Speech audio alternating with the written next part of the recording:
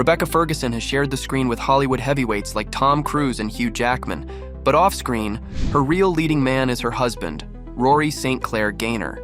And while her career has been anything but low-key, her love life? That's a whole different story.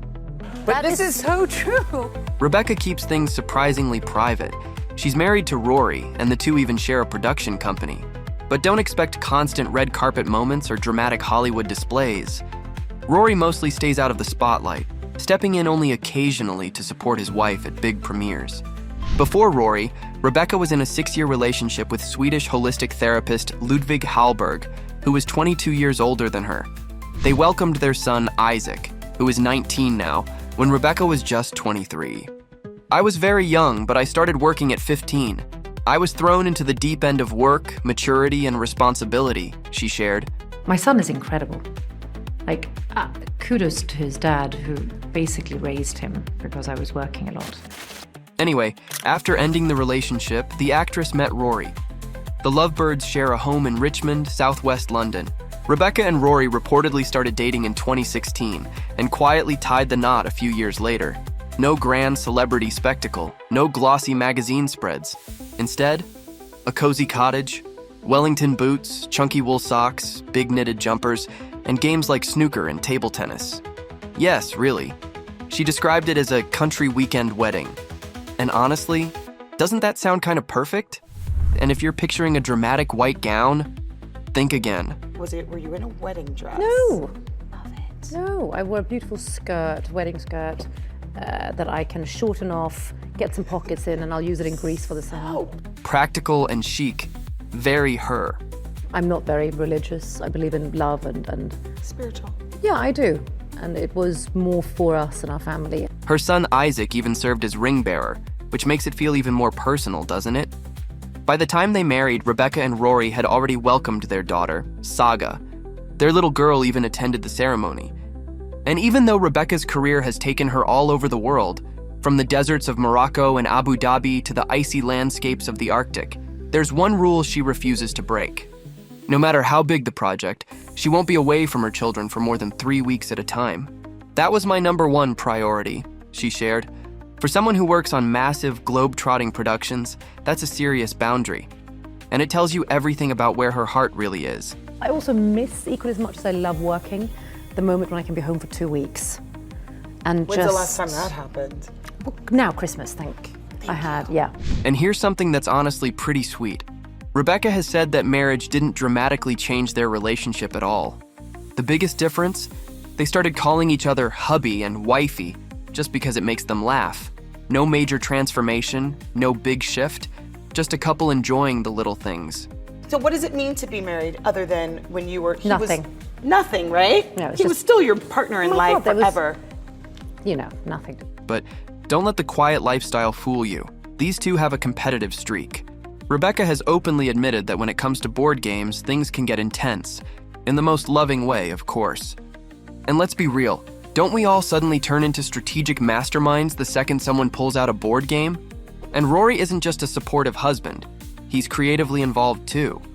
For the New York premiere of Dune Part 2, for example, he literally stopped by a local pet store and picked up a stack of dog chains to help complete Rebecca's edgy red carpet look.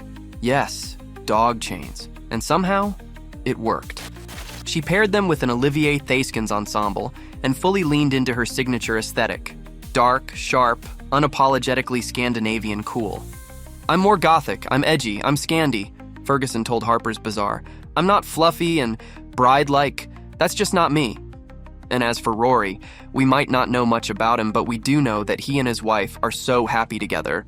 Ah yes, and that he is a businessman. One of those work-from-anywhere types, so that wherever Rebecca goes, he does too. How cute is that?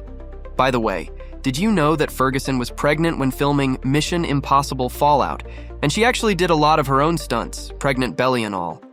I was in quite good shape before being pregnant, so my body kind of still managed to do most of the stunt work. Her co-stars did everything they could to make sure she was safe.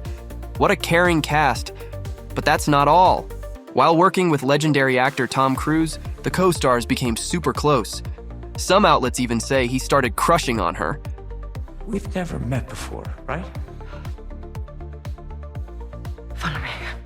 They got along like gangbusters, and Tom is genuinely impressed by Rebecca. Not only does he think she's drop-dead gorgeous, she's also a brilliant actress whose career he's followed for years, an insider said. Uh-oh. Does that mean sparks were flying? It didn't really help that at the UK premiere of Mission Impossible: Dead Reckoning, Tom was all smiles with Rebecca, so smiley that he even sparked romance rumors between them.